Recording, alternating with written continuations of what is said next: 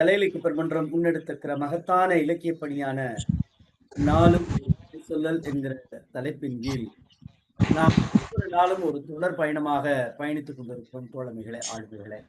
அப்படி இன்றைய தினம் என்பது புதுமைப்பித்தன் தோமுசி ரகுநாதன் அவருடைய 2 ஆளுமைகளுடைய கதைகளை இணைத்துக் கொண்டு பயணித்துக் கொண்டிருக்கிற நம்முடைய பெருமன்றத்தின் 25ஆம் நாள் இணையவழி நிகழ்வில் நாம் பயணிக்க இருக்கிறோம் தோழமைகளே.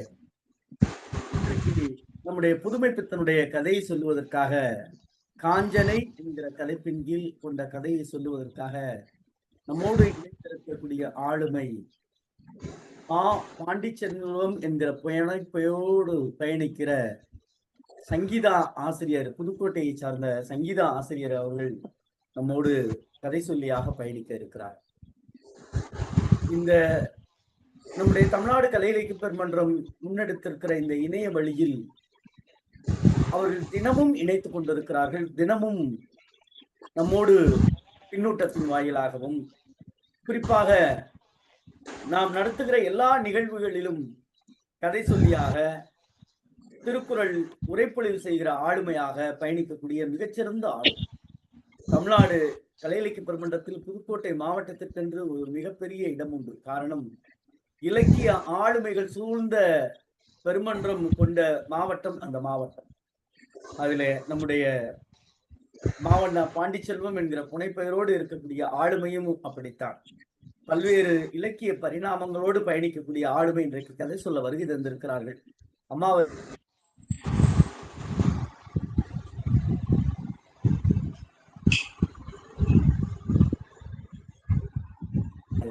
தோழமையோடு அழைக்கின்றோம். தோழமையை வருக, கதை சொல்லுங்க. நன்றி ஐயா. மதிப்பிற்கும் மரியாதைக்குரிய நமது தமிழ்நாடு கலை இலக்கிய பெருமன்ற தலைவர் ஐயா அவர்களுக்கும், நமது தமிழ்நாடு கலை இலக்கிய நமது தமிழ்நாடு கலை இலக்கிய பெருமன்ற ஐயா அவர்கள், மருத்துவர் ஐயா அவர்களுக்கும், நமது பேராசிரியர் ஐயா அவர்களுக்கும், ரேவதி அம்மா அவர்களுக்கும், மற்றும் இக்குழுவில் இணைந்திருக்கும் பல்வேறு எழுத்து ஆளுமைகளுக்கும் மற்றும் அனைவருக்கும் எனது முதற்கண் வணக்கத்தை தெரிவித்துக் கொள்கிறேன். எனது பெயர் மா பாண்டிச்செல்வம். சங்கீதா என்ற வீட்டில் கொடுக்கும் பெயரோடு நான் ஒரு 6-7 கதைகள் எழுதி என்னுடைய கதைகள் இதழ்களில் வெளிவந்துள்ளன, சிறுகதைகள். புதுகை FM வானொலியில் நான் நூல் விமர்சகராக பயணித்திருக்கிறேன். தற்பொழுது ஐயா நமது சிறுகதை மன்னன் புதுமைப்பித்தன் ஐயா அவர்களின் சிறுகதை, அதாவது காஞ்சனை என்ற சிறுகதையை நான் கூற வந்துள்ளேன். புதுமைப்பித்தன் ஐயா அவர்கள் கடலூர் மாவட்டம் திருப்பாதிரி புலியூரில் பிறந்தவர். இவர் திருநெல்வேலியில் BA பட்டம் பெற்றவர். 1933 இவரது முதல் படைப்பு குலோப்ஜான் காதல் அப்படிங்கிற முதல் படைப்பு முதலில் வெளிவந்தது. இவர் திருவனந்தபுரத்தில் கமலா என்பவரை மணந்திருந்தார். அதன் பிறகு இறுதியாக 1948 ஜூன் 30 அவர்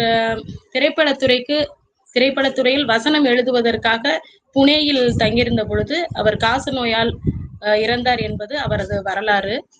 புதுமைப்பித்தன் அவர்கள் 100ற்கும் மேற்பட்ட சிறுகதைகளை எழுதியுள்ளார். நிறைய சிறுகதைகளை மொழிபெயர்த்துள்ளார். நிறைய கட்டுரைகளை எழுதியுள்ளார், நூல் விமர்சனங்களை எழுதியுள்ளார். இவ்வாறாக பல்வேறு இலக்கியத்தில் மிக பெரும் இடத்தை வகித்து இக்கால எழுத்தாளர்கள் அனைவருக்கும் ஒரு ஒரு முதல்வராக இருந்து நமக்கு ஒரு இலக்கிய பெரும் தொண்டை ஆற்றி சென்ற ஒரு மிக பெரும் மனிதர். அவருடைய சிறுகதைகள் அனைத்திலும் அவருடைய எழுத்தின் வலிமை புரியும். அவர் மற்ற எழுத்தாளர்களை போன்று அல்லாமல் அவருடைய எழுத்துக்களில் ஒரு எல்லல், நகைச்சுவை, மக்கள் வாழ்வியலை இயல்பாக சொல்லுதல் அப்படிங்கிற பண்புகள்லாம் அதிகமா இருக்கும். அவரோட கதைகள்ல அவர் என்ன சொல்றாரு அப்படின்னா, ஆம், என்ன இருக்கோ இயல்பா நாட்டுல என்ன நடக்குதோ அதை அப்படியே சொல்லுங்க. அதாவது ராவணனோட இப்ப ராவணன் இறந்ததை வந்து அவ்வளவு குரூரமான ஒரு செய்தியையும் கொலைக்களத்தையும் நம்ம சொல்றப்போ, ஒரு இயல்பான பெண்களோட விபச்சாரத்தை அதனால அவங்க குடும்பம் வாழுது அப்படிங்கிற ஒரு செய்தியை சொன்னா அதுல ஒண்ணும் தவறு இல்லையே. இந்தந்த செய்தியை இப்படிதான் சொல்லணும் அப்படிங்கிற கருத்தெல்லாம் சிறுகதையில இல்ல. நம்ம இயல்பா அன்றாட நம்ம சுத்தி உள்ள மனுஷங்க வாழ்க்கையில என்ன நடக்குதோ அதை அப்படியே எழுதுவோம். இதான் அப்படிங்கிற மாதிரி அவருடைய நடை வந்து அவருடைய ஒரு தனி இயல்பான இயற்கையான ஒரு இப்படிதான் இருக்கணும் அப்படின்லாம் இல்லாம அவரோட சிறுகதை வந்து தனித்துவமான சிறுகதைகளா இருக்கிறதுனாலதான் அவருக்கு அந்த சிறுகதை மன்னன்கிற பேர் கொடுத்திருப்பாங்க. அப்படியாதான் இருக்கும். அவ்வளவு மிகப்பெரிய ஒரு எழுத்துலக ஜாம்பவான் அப்படின்னு சொல்லலாம் அவரு. இப்ப அவருடைய கதைகள் எல்லாமே இவ்வளவு நாள் நம்ம சொன்னாங்க. எல்லாமே நிறைய மிகச்சிறந்த கதைகள். அதுல எல்லா கருத்துக்கள் சொன்னாங்க. அவ்வளோ அழகான கதைகளா இருந்தது. இதுல வந்து நான் சொல்ற இந்த காஞ்சனை கதை, இந்த கதைக்குன்னு சில சிறப்புகள் இருக்கு. என்ன அப்படின்னா, நம்ம தமிழ்நாடு எழுத்தாளர் ஐயா, தமிழ்நாட்டின் எழுத்தாளர் எஸ் ராமகிருஷ்ணன் ஐயா அவர்களோட சிறந்த கதைகள் அப்படின்னு ஒரு 200 சிறந்த சிறுகதைகள் 2 புத்தகமா வெளியிட்டு இருக்காங்க. இதுல என்ன சிறப்புனா, முதல் சிறுகதையே காஞ்சனை தான். புதுமை பித்தனோட முதல் சிறுகதை காஞ்சனை தான். அவரோட முதல் சிறுகதையை அந்த புத்தகத்துல வச்சிருக்காரு.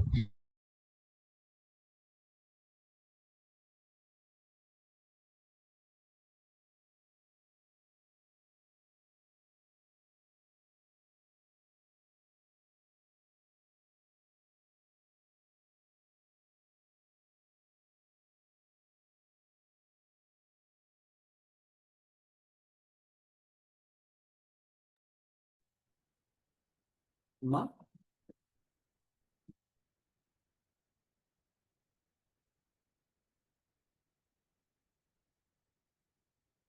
சிவசுப்ரமணியன் தோழர், அவங்க பேசுறது கேக்குதா? இல்ல பேராசிரியரே, கேட்க மாட்டேங்குது.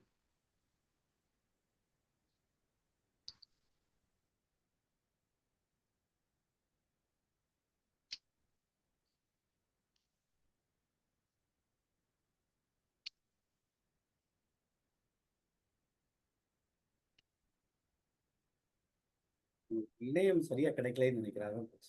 பார்ப்போம். ஆனா இணைப்புலதான் இருக்காங்க. அம்மா கேக்குதாம்மா? அம்மா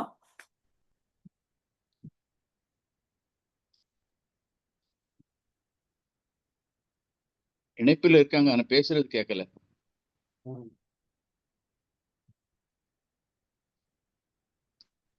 அம்மா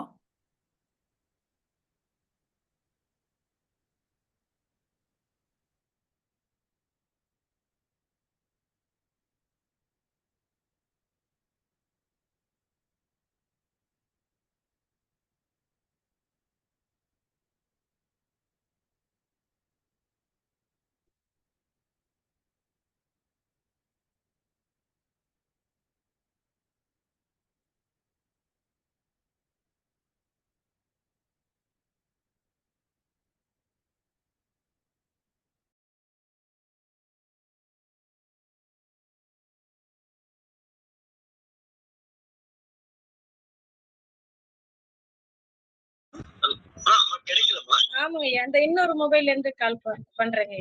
ஓகே, நன்றி.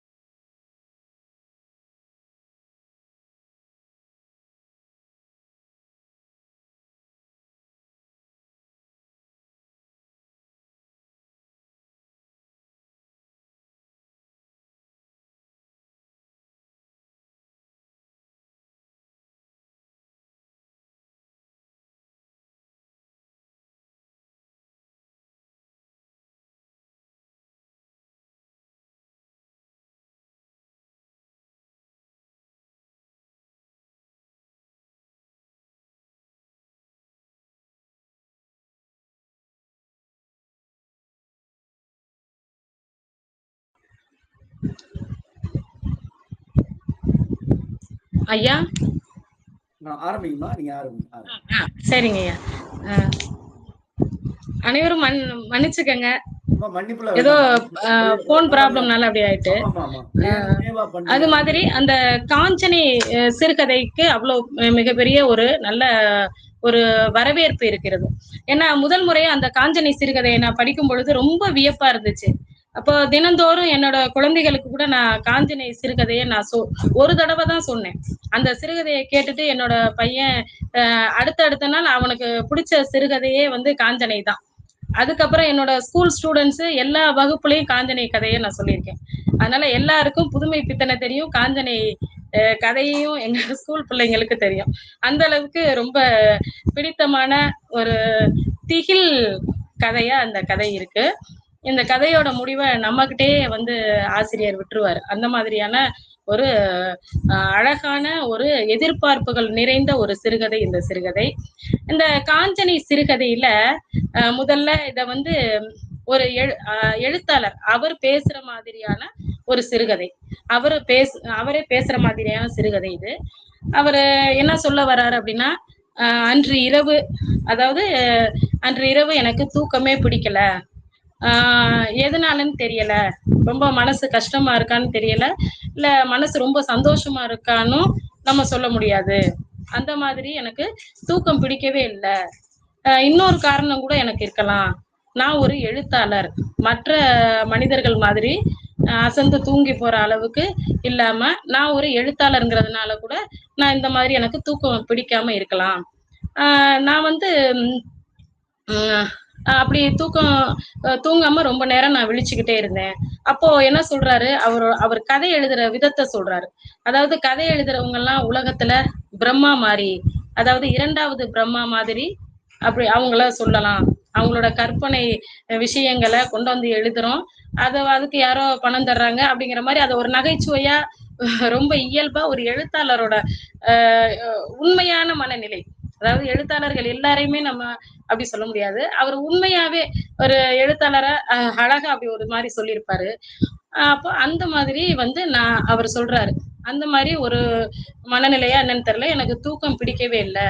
அப்போ அந்த இருட்டு நேரத்துல நான் போய் வந்து படுக்கையிலிருந்து எந்திரிச்சு விளக்க போட்டேன், மின் விளக்க போட்டேன். அந்த விளக்கு வந்து கை எட்டுற அளவுக்கு தான் அந்த வீட்டுல சுவிட்ச் வச்சிருக்காங்க, அந்த மாதிரி இருக்கு. அப்படி அதெல்லாம் அவர் வந்து சொல்ற ஒரு அழகான விஷயங்கள் மாதிரி. அந்த மாதிரி ஒரு இடையில அவர் சொல்ற சில அந்த வாக்கியங்கள்லாம் வந்து நகைச்சுவையா ஒரு அழகா அவர் சொல்லியிருப்பாரு. அந்த மாதிரி நான் அந்த சுவிட்சை வந்து நான் அவங்க ஆன் பண்ற அளவுக்கு கை கேட்டுற தூரத்துல இருக்கு. அப்ப நான் ஆன் பண்ணேன். இப்ப அந்த விளக்கு, அந்த வெளிச்சத்துல என்னோட மனைவி 3 மாத கர்ப்பிணி, அவ படுக்கையில தூங்கிக்கிட்டு இருந்தா. அவ தூங்கிக்கிட்டு இருக்கப்போ அவளோட முகத்தை பார்த்தா கொஞ்சம் புன்சிரிப்போட தூங்குற மாதிரி இருந்தது. அந்த புன்சிரிப்பு வந்து அது வந்து என்ன காரணமா இருக்கலாம்னா, அவளோட நலபாகம், அதாவது அவ சமைச்ச உணவு வந்து ரொம்ப நல்லா இருக்குமோ, நல்லா இருந்தது மாதிரி அவ நினைச்சுக்கிட்டு தூங்குவா போலன்னு கிண்டல் அடிக்கிறாரு. அதே சமயத்துல அந்த உணவு செரிமானம் ஆகாம தான் தூக்கம் இல்லையோங்கிறதையும் அவரு அதையும் சொல்ற மாதிரி சொல்றாரு. அப்போ இந்த மாதிரி எனக்கு தூக்கம் பிடிக்காம இருந்துச்சு. அப்போ நான் எந்திரிச்சு என்ன பண்ணேன், நான் வந்து கொஞ்சம் வெத்தலை போடுவோம் அப்படின்னு சொல்லிட்டு வெத்தலையை போட்டேன். அப்படி வெத்தலைய போடையில சுண்ணாம்பு நிறைய வச்சுட்டேன் போல. அப்ப நாக்கு வந்து கொஞ்சம் ரொம்ப பொத்துக்கிட்ட மாதிரி ஆயிட்டு. அப்போ நான் வந்து கொஞ்சம் புகையிலை, அதோட சேர்த்து புகையிலைய கொஞ்சம் அத பவித்திரமா போட்டேன் அப்படின்னு சொல்றாரு. அப்போ அந்த மாதிரி நான் இப்போ சாப்பிட்டுக்கிட்டு இருக்கையில அந்த இரவு நேரத்துல திடீர்னு ஒரு வாசனை வருது. என்ன வாசனை அப்படின்னா, ஒரு கெட்ட துர்நாற்றமா ஒரு வாசனை வருது. அது என்ன, அதாவது பிணம் இருக்கிற வீட்டுல, அதை இறந்தவங்க வீட்டுல ஒரு வாசனை வரும், பிண வாடை. அந்த வாடை மாதிரி ஒரு கெட்ட வாடை வருது. அந்த வாடையை பார்த்துட்டு எனக்கு எந்திரிச்சேன். ஒருவேளை நம்ம சாப்பிடுற அந்த வெற்றிலையாதான் இருக்குமோ அப்படின்னு சொல்லிட்டு அதை போய் ஜன்னல் வழியா துப்பிட்டு வந்து பாக்குறேன். கட்டிலுக்கு அடியில விளக்கு ஏத்தி பாக்குறேன். அங்க வந்து ஒண்ணுமே இல்லை. ஏதோ கீழே வந்து கட்டிலுக்கு அடியில ஒண்ணும் இல்ல, தும்மல் தான், அந்த தூசினால தும்மல் தான் வருது அவரு. அப்ப அந்த தும்மல்ல அவங்க மனைவி எந்திரிச்சிட்டாங்க. எந்திரிச்சு, இன்னமா நீங்க தூங்கல, இவ்வளவு நேரம் முழிச்சிட்டு இருக்கீங்கன்னு சொல்லிட்டு ஏதோ ஒரு வாசனை வருதே உனக்கு தெரியுதா அப்படிங்கிறாரு. அப்ப அந்த வாசனை வந்து ஊதுபத்தி வாசனையா கொஞ்ச நேரத்துல மாறுது. அந்த ஊதுபத்தி வாசனை என்ன அப்படின்னா அது வந்து அதே இறந்த வீடுகள்ல வைக்கிற மட்டமான ஊதுபத்தி வாசனை. அந்த வாசனை எல்லாம் ஒரு பயமான வாசனைன்னு நம்ம சொல்லலாம். அதாவது கோவில்கள்ல இருக்கிற வாசனைக்கும் வீடுகள்ல நம்ம நம்ம வழிபடுற இடத்துல இருக்கிற அந்த வாசனையும் தவிர்த்து அந்த கெட்ட வாசனை அந்த வாசனை வந்து நமக்கு பயமூட்டுற வாசனைங்கிற மாதிரிதான் நம்ம அந்த இறந்த வீடுகள்ல உள்ள வாசனைய வந்து அது பிடிக்காத வாசனை எல்லாம் இருக்கும். அந்த மாதிரியான ஒரு ஊதுபத்தி வாசனை வருதா, உனக்கு வாசனை வருதா அப்படிங்கறத மட்டும் கேக்குறாரு மனைவி கிட்ட. உடனே மனைவி வந்து அப்படியெல்லாம் எனக்கு ஒண்ணும் வரல, பக்கத்துல எங்கேயாவது ஊதுபத்தி எதுவும் ஏத்து வச்சிருப்பாங்க, நீங்க தூங்குங்க, எனக்கு தூக்கம் வருதுன்னு சொல்லிட்டு திரும்ப மனைவி தூங்கிட்டா. என்னோட மனைவி தூங்கிட்டா. இப்போ நான் என்ன அப்படின்னா இப்ப திடீர்னு வீட்டுல வந்து எங்க வீட்டுல கதவுகள்லாம் படபடக்கிற சத்தம் கேட்கு, ஜன்னல் ஒரு ஃபேமிலி மாதிரி பண்றாங்க. அப்ப கதவெல்லாம் படபடன்னு அடிக்கிற வாசனை வருது. அப்ப அந்த மாதிரி ஒரு வாசனை வரையில நான் வந்து எந்திரிச்சு நான் போய் பாக்குறேன். வெளியில பார்த்தா நிலா வெளிச்சம் மட்டும்தான் இருக்கு, வேற ஒண்ணுமே இல்லை. அப்போ என்னவா இருக்கும் அப்படின்னு சொல்லிட்டு எனக்கு யோசனையா இருக்கு. அந்த நேரத்துல வந்து கொஞ்ச நேரத்துல எங்க வீட்டு அந்த கட்டிலுக்கு அடியில இருந்து ஒரு பழந்தின்னி வவ்வால் ஒண்ணு ஜன்னல் வழியா அப்படியே வெளியில போயிடுச்சு. வெளில போய் அங்க தூரத்துல ஒரு தோட்டத்துக்கு போயிடுச்சு. அப்ப அந்த வாசனையாதான் இருக்கும்னு எனக்கு அப்ப தெரியல. சரி, அதோட அப்ப நான் அதுக்கப்புறம் அந்த வாசனை இல்ல, துர்நாற்றம்ல எதுவும் இல்ல, நான் தூங்கிட்டேன். இப்ப காலை ஆயிடுச்சு. எப்பவுமே நான் முன்னாடி லேட்டா தூங்கி காலையில லேட்டா எந்திரிக்கிற வழக்கம் தான் அதிகமா இருந்திருக்கு. அப்படி அது மாதிரி அன்னைக்கும் வந்து லேட் ஆயிடுச்சு, எந்திரிச்சு உட்காந்துட்டு ஒரு பேப்பர் எடுத்துக்கிட்டு வாசல்ல உட்காந்துட்டு பேப்பரை படிச்சுட்டு உட்காந்துருக்கேன். இப்ப என்னோட மனைவி வந்து காஃபி கொண்டாந்து கொடுக்குறாங்க. காஃபி எப்ப பார்த்தாலும் காஃபி ஆறி போயிடும், இப்படி லேட்டா நைட்ல தூங்காம பகல் அப்படி லேட்டா எந்திரிக்கிறீங்கன்னு ஒரு வசை சொல்லோட அந்த காஃபியை கொடுத்துட்டு போறாங்க. அப்போ இவர் வந்து உன்னோட சாப்பாடு தான் அதுக்கெல்லாம் காரணம்ட்டு கிண்டல் அடிக்கிறாரு. அப்போ அந்த காஃபியை அதுக்கப்புறம் அந்த அம்மாவும் ஏத்து பேசுறாங்க.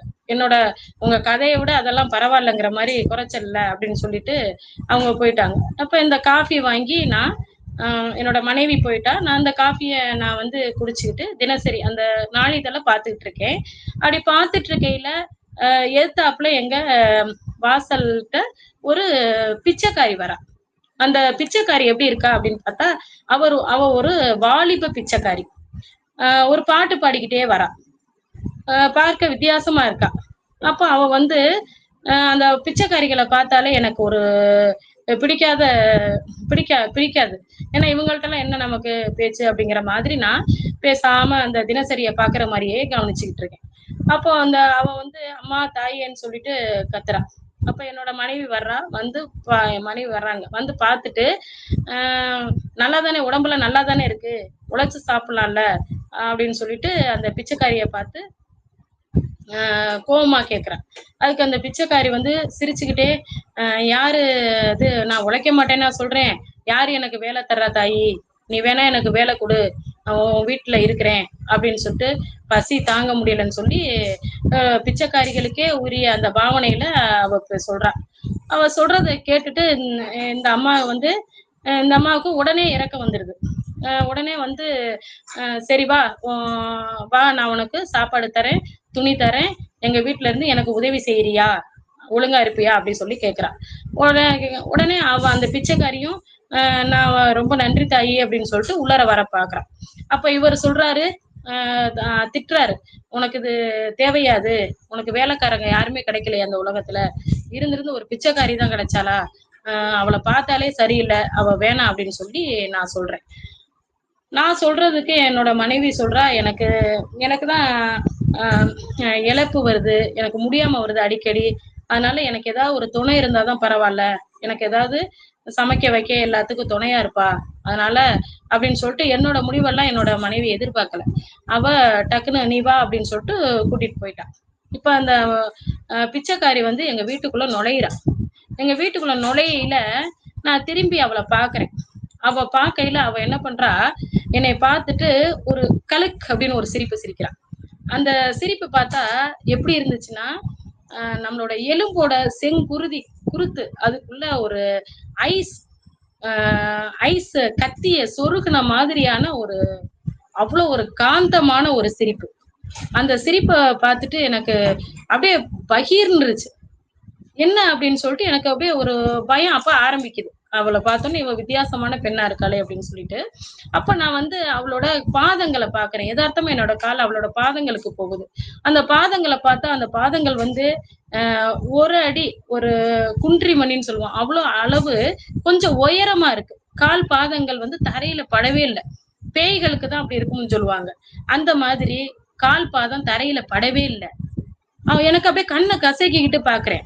என்னடா அது இப்படி கால் பாதம் தரையிலே படலைன்னு சொல்லிட்டு பார்த்துட்டு திரும்ப நான் அந்த பெண்ணை பார்த்துட்டு திரும்ப காலை பார்க்கையில கால் வந்து நார்மலா தரையில நடக்கிற மாதிரி இருக்கு. இப்ப எனக்கு வந்து ஒரு குழப்பம் வருது. என்னடா அது முதல்ல கால் வந்து மேல தரையில படவே இல்லை, இப்ப தரையில பட்டிருக்கு, இது என்னவா இருக்குன்னு சொல்லிட்டு ஒரு ஒரு வித பயத்தோடயே நான் பார்த்துட்டு நான் வந்து சரின்னு முடிஞ்சிருச்சு அன்றைய காலை பொழுது. அப்போ இப்ப என்னாச்சு அப்படின்னா, அதாவது தெனாலிராமன் வந்து கருப்பு நாயை வெள்ளை நாயை ஆக்க முடியாதுன்னு ஒரு அந்த கதையில வரும். அந்த மாதிரி இப்போ இந்த பிச்சைக்கார பெண்ணை நார்மலா நல்ல நம்ம மனிதர்கள் மாதிரி ஆக்க முடியும்னு என்னோட மனைவி நிரூபிச்சுட்டா. அவளை குளிக்க வச்சு அவளுக்கு அவளோட பழைய உடைகளா இருந்தாலும் அதை கொடுத்து அவ நம்ம சாதாரண மனிதர்கள் மாதிரியே ஆயிட்டு என்னோட மனைவியோட பக்கத்துல உட்காந்துக்கிட்டு அவளுக்கு உதவிகள் நிறைய செய்ய ஆரம்பிச்சிட்டான். உதவிகள்னா அவளோட நல்லா சிரிச்சு பேசுறா, பார்த்து அவளுக்கு நிறைய உதவிகள் செய்யறத பார்த்து எனக்கு ரொம்ப ஆச்சரியமா போச்சு. அப்ப இந்த மாதிரி அன்றைய நாள் முடிஞ்சிருச்சு. இப்ப அன்றைய நாள் நைட்டு இரவு வந்து தூங்க போகையில என்னோட மனைவி சொல்றா, இன்னைக்கு வந்து காஞ்சனை கீழே உள்ள அந்த சமையல் கூடத்து பக்கத்துல படுத்துக்கிறான்னு சொல்லிட்டு இப்ப மாடியில நானும் என்னோட மனைவியும் படுத்திருக்கோம். இப்ப நைட்டு திரும்ப அந்த 12 மணி பெல் அடிக்குது. இந்த இரவுல 12 மணி முதல் நாள் 12 மணிக்கு இரவுல பெல் அடிச்ச மாதிரி இன்னைக்கு அந்த 12 மணிக்கு பெல் அடிக்குது. திடீர்னு அதே மாதிரி லைட்டா அந்த வாசனை மாதிரி வருது. முன்னாடி இருந்த அந்த ஊதுபத்தி வாசனை மாதிரி வருது. இப்ப நம்ம கதவுகள்லாம் அப்படியே திறக்கப்படுற சத்தம் மாதிரி வருது. இப்ப அவர் மேல அவரோட கையில வந்து யாரோ பிரான்ற மாதிரி அப்படியே பாக்குறாரு. டக்குன்னு விளக்க போடுறாரு. விளக்க போட்டுட்டு பாக்கல அவருக்கு ஒண்ணும் இல்லை, அவங்க மனைவி கைதான் கிடக்குது. சரி, அப்ப அவருக்கு சந்தேகமா இருக்கு. மெதுவா இறங்கி கீழே போய் பார்ப்போம்னு சொல்லிட்டு கீழே மெதுவா இறங்கி போய் பாக்குறாரு. அங்க பாக்கையில அந்த காஞ்சனை தூங்கிக்கிட்டு இருந்த இடத்துல வெறும் பாயும் தலையணையும் தான் கிடக்கு, காஞ்சனை காணும். அப்போ வந்து கொஞ்ச நேரத்துல அப்படியே கதவுகள்லாம் படபடக்குங்குது. அப்பதான் அந்த காஞ்சனை போயிருப்பா போல. அப்ப காணோம்னு சொல்லிட்டு இப்ப என்ன பண்றாரு, திரும்ப வந்து அப்படியே சரி, அப்ப இவருக்கு பயம் வந்துருச்சு. இது என்னவோன்னு சொல்லிட்டு மெதுவா மாடிப்படியில மெதுவா திரும்ப ஏறுறாரு. ஏறிட்டு திரும்பி மேல ஏறிட்டு திரும்ப கொஞ்சம் இறங்கி வந்து பாக்குறாரு. அதுவும் ரொம்ப பயத்தோட பாக்கையில இப்ப வந்து சத்தமே இல்ல, எங்கேயுமே சத்தம் இல்ல, இருட்டோட அமைதி அப்படியே இருக்கு. அந்த அமைதியில அந்த இருட்டுல திரும்ப வந்து பாக்கையில சத்தமே இல்லையே, இப்ப காஞ்சனை இருக்க வாய்ப்பு இருக்குன்னு சொல்லிட்டு வந்து பாக்கையில காஞ்சனை அதே மாதிரி காலை நீட்டி போட்டுட்டு உட்காந்துருக்கா. அவ அந்த பாயில உட்காந்துருக்கா. இப்ப பார்த்துட்டு அவர் பார்க்காத மாதிரி மேல ஏறி போயிட்டாரு. ஏறி போய் அவரு தூங்கிட்டாரு. இப்ப அடுத்த நாள் வருது. இப்ப மறுநாள் காலையில அதே மாதிரி காஃபி கொடுக்கையில எப்பவும் போல அவரோட மனைவி காஃபி ஆறி போகுது குடிங்க, எப்பவுமே இப்படிதான் உங்களுக்கு வேலைன்னு சொல்லிட்டு அவங்க மனைவி சொல்றாங்க. என்னோட மனைவி சொல்றா. இப்ப இந்த சமயத்துல காலையில என்ன நடக்குது அப்படின்னா, அவர் வந்து அந்த தினசரி எடுத்து படிச்சிட்டு இருக்க மாதிரி உட்கார்ந்துருக்காரு. ஒரு புத்தகத்தை எடுத்து படிச்சிட்டு இருக்காரு. இப்போ அவங்க மனைவியும் என்னோட மனைவியும் அந்த பொண்ணும் என்ன பண்ணிட்டு இருக்காங்க, உட்காந்து பேசிட்டு இருக்காங்க. அப்ப கதை பேசுற மாதிரி பேசிட்டு இருக்காங்க. அப்ப என்னோட அந்த மனைவி கேக்குறா, நீதான் நிறைய ஊர்களுக்கு எல்லாம் போயிருக்கேன்னு சொன்னியே, எங்கெல்லாம் போயிருக்க, ஏதாவது கதை தெரிஞ்சா சொல்லு அப்படிங்கிற. அப்ப வந்து அந்த காஞ்சனை சொல்றா, நான் வந்து காசி, ஹரித்வாரம் இப்படி எல்லாம் நிறைய இடங்களுக்கு போயிருக்கேன். ஒரு கதை சொல்றேன் அப்படின்னு சொல்லிட்டு காசி ஒரு 500 வருஷத்துக்கு முன்னாடி காசி ராஜாவுக்கு ஒரு மக இருந்தாளாம். அந்த மகள் வந்து ரொம்ப பேரழகியா. அந்த பேரழகி வந்து அவ அவளுக்கு அவள வந்து ராஜா எல்லா படிப்புகளும் படிக்க வச்சாராம். எல்லா வசதிகளும் செஞ்சு தந்தாராம். அப்போ அவளுக்கு குருவா வந்த ஒரு ஆள் வந்து அவள கல்யாணம் பண்ண விரும்பியிருக்கா. ஆனா அந்த ராஜா மகளுக்கு யாரு விருப்பம்னா மந்திரியோட மகனை கட்டதான் விருப்பம் அப்படின்னு சொல்லி ஒரு கதை, சுவாரஸ்யமா ஒரு கதையை சொல்லிக்கிட்டு இருக்கா காஞ்சனை. இப்போ இதுல என்ன ஒரு இதுன்னா, இந்த கதை தான் நான் படிச்சுக்கிட்டு இருக்கிற கதை. அதாவது எழுத்தாளர் நான் படிச்சுட்டு இருக்கிற கையில வச்சிருக்கிற ஒரு புத்தகம். அதாவது சரித்திர சாசனம்ங்கிற ஒரு ஆங்கில புத்தகம் நான் படிச்சிட்டு இருக்கேன். அதுல வர்ற அந்த வாரணாசி மகாராஜாவோட மகள் கதையை நான் படிச்சிட்டு இருக்கேன். அந்த கதையை தான் இப்போ அங்க காஞ்சன் என்னோட மனைவி கிட்ட சொல்லிக்கிட்டு இருக்கா. எனக்கு என்னோட உயிரே போயிடுற மாதிரி ஆயிடுச்சு. அப்படியே அந்த அந்த எழுத்துக்கள் என்னோட பார்வை அப்படியே நிலை குத்தி நின்றுச்சு. பயம் அதிகமாயிருச்சு. இப்போ நான் வந்து நேரடியா என்னால காஞ்சனைய பார்க்க முடியாத அளவுக்கு என்னோட மனசு இருக்கு. இப்ப நான் என்ன பண்ணேன், எங்க வீட்டுல ஒரு நிலை கண்ணாடி ஒண்ணு இருக்கு. அந்த கண்ணாடி வழியா நான் அவங்க 2 பேரையும் பார்க்க முடியும். ஏற்கனவே நான் வந்து அப்படிதான் உட்கார்ந்திருந்தேன். என்னோட ஒரு புத்தகத்தை எடுத்துக்கிட்டு நான் படிக்கிற மாதிரி உட்காந்துட்டு அவங்கள கவனிச்சுக்கிட்டு தான் நான் இருந்தேன். ஏன்னா என்னோட மனைவி வந்து கர்ப்பவதியா இருக்கிறதுனால அவளை வந்து இந்த மாதிரி ஒரு பெண்ணுகிட்ட நம்ம இந்த பாதுகாக்கணும், இந்த பெண் மேல சந்தேகமா இருக்கேங்கிற மாதிரி எனக்கு எண்ணம் இருந்ததுனால நான் வந்து அந்த மாதிரிதான் உட்காந்து படிச்சுட்டு இருந்தேன். இப்போ நான் வந்து அவங்க 2 பேரையும் நேரடியா நான் பார்க்க முடியும். அந்த அளவு கண்ணாடியில நான் பார்க்கும் பொழுது திடீர்னு காஞ்சனை முகம் தெரிஞ்சது ஃபர்ஸ்ட். அதுக்கப்புறம் என்னாச்சு அப்படின்னா, காஞ்சனை முகம் மாறி அப்படியே கொடூரமான ஒரு முகம் தெரியுது. அந்த முகத்துல அப்படியே கண்கள்ல வந்து ரத்த வெறி இருக்கு. பல்லுல வந்து சதையை பிச்சு திங்கிற ஒரு ரத்த வெறி இருக்கு. ஆனா முகம் சாந்தமா இருக்கு. அப்படி ஒரு கோர முகமா இருக்கு. அந்த கோர முகத்தை இதுவரைக்கும் நான் கதைகள் எழுதியிருக்கேன், படிச்சிருக்கேன், ஓவியங்கள் பார்த்திருக்கேன். இப்படிப்பட்ட ஒரு கோரமான ஒரு முகத்தை நான் பார்த்ததே இல்லை. அப்படி ஒரு பயமா இருக்கிற மாதிரி அந்த முகம் திடீர்னு கண்ணாடியில தோன்றி மறைஞ்சு திரும்ப காஞ்சனை முகம் வந்துருச்சு. இப்ப எனக்கு வந்து எல்லாமே உறுதியாயிடுச்சு. அப்ப இவ வந்து பயங்கரமான ஒரு பேய். இப்படி ஒரு பேய்கிட்ட நம்ம மனைவி இருக்காளேன்னு இப்ப என்னோட மனசு ரொம்ப பதைக்க ஆரம்பிச்சிருச்சு. எப்படி என்னோட இவள்கிட்ட இருந்து என்னோட மனைவியை காப்பாத்துறது அப்படின்னு சொல்லிட்டு பயத்துல அன்று இரவு தூங்கிட்டேன். மறுநாள் காலையில எனக்கு என்ன தோணுது அப்படின்னா, இத வந்து நம்ம யாருக்கிட்டையுமே சொல்ல முடியாது. இந்த மாதிரி எங்க வீட்டுல ஒரு பேய் குடி வந்திருக்கு, இப்படி ஏதாவது சொன்னா யாராவது நம்புவாங்களா, அப்ப நம்மள பைத்தியம்பாங்க, ஏற்கனவே எழுத்தாளர் இருக்கிறதுனால என்னவோ சொல்றாங்க அப்படிங்கிற மாதிரிலாம் அவரை சொல்றாரு. இப்ப இப்படி நிலைமை இருக்கையில இப்ப நம்ம இன்னைக்கு என்ன பண்ணுவோம், இன்னைக்கு இரவு வந்து முழுவதும் தூங்காமே இருப்போம் அப்படின்னு சொல்லி ஒரு முடிவுல நான் இருந்துட்டேன். இப்ப அந்த பகல் பொழுது என்ன ஆகுது அப்படின்னா வேகமா நகர்ந்துருச்சு. இவ்வளவு வேகமா அந்த பகல் பொழுது நகர்ந்தது இல்லை. அது நம்மளோட மனதுதான் காரணம் அப்படிங்கிற மாதிரி பகல் பொழுது வேகமா நகர்ந்துருச்சு. இரவு வந்துருச்சு. இன்னைக்கு இரவு என்னோட மனைவி என்ன சொன்னா அப்படின்னா, நாம இன்னைக்கு வந்து காஞ்சனை நம்ம வீட்டுல மாடியில நம்ம பக்கத்து ரூம்ல படுத்துக்கிற போறா அப்படின்னு இன்னும் ஒரு பேர் இடிய என் தலையில இறக்குற மாதிரி சொல்லிட்டா என்னோட மனைவி. இப்போ இன்னும் எனக்கு வந்து பயம் எல்லாம் அதிகமாயிடுச்சு. பயத்தை நான் வெளியில காட்டிக்காம அப்படியான்னு சொல்லிட்டு அப்போ பக்கத்து ரூம்ல வந்து காஞ்சனை படுத்திருக்கா. இன்னைக்கு நம்ம தூங்கவே போறது இல்லைன்னு நான் முடிவு பண்ணிட்டேன். இப்போ தூங்க போறதுன்னு முடிவு பண்ணிட்டு நான் படுத்திருக்கேன். என்னோட மனைவி கேட்க, என்னங்க தூக்கம் வரலையா அப்படின்னு. இல்ல தூக்கம் வரல, நீ தூங்குன்னு சொல்லிட்டு மனைவி தூங்குறா. இப்போ அதே மாதிரி இரவு கரெக்டா 12 மணி, நள்ளிரவுல 12 மணி, இரவு அமைதியா இருந்த அந்த 12 மணிக்கு திடீர்னு கதவுகள் கிரீச்சிடுற சத்தம், ஜன்னல்லாம் படபடக்கிற சத்தம், இப்படி சத்தங்கள் நிறைய வருது. இப்ப பெரிய பழந்தின்னி வவ்வால் ஒண்ணு எங்க வீட்டுக்குள்ள ஜன்னல் வழியா வருது. அப்போ இந்த நேரத்துல திடீர்னு வந்து என்னோட மனைவி வந்து கத்துற சத்தம், அமானுஷ்ய குரல்ல அவ நிறைய பேசுறா, கத்துறா. ஆனா என்ன கேக்குது அப்படின்னா காஞ்சனைங்கிறது மட்டும் எனக்கு தெளிவா கேக்குது. நான் போய் வேகமா விளக்க போடுறேன், லைட்ட போடுறேன். போட்டுட்டு பார்த்தா, என்னோட மனைவி வந்து அப்படியே வேர்த்து விறுவிறுத்து போய் அழுது, "என்னை யாரோ கொலை செய்ய வர்றாங்க. என்னோட கழுத்த யாரோ கடிக்கிறாங்க." அப்படின்னு சொல்லி அழுது கத்துறா. என்னோட மனைவி கத்திட்டு பார்த்தா, அப்படியே மயக்கமாயிட்டா. அப்ப நான் சொல்றேன், "ஒண்ணும் இல்ல. அதெல்லாம் ஒண்ணும் இல்ல. சும்மா கனவா இருக்கும். ஒண்ணும் இல்ல."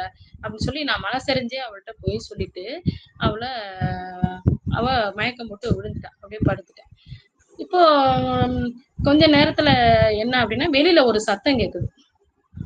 வெளியில வந்து அதாவது இந்த குடுகுடுப்பக்காரங்க அந்த காலத்துல வருவாங்க.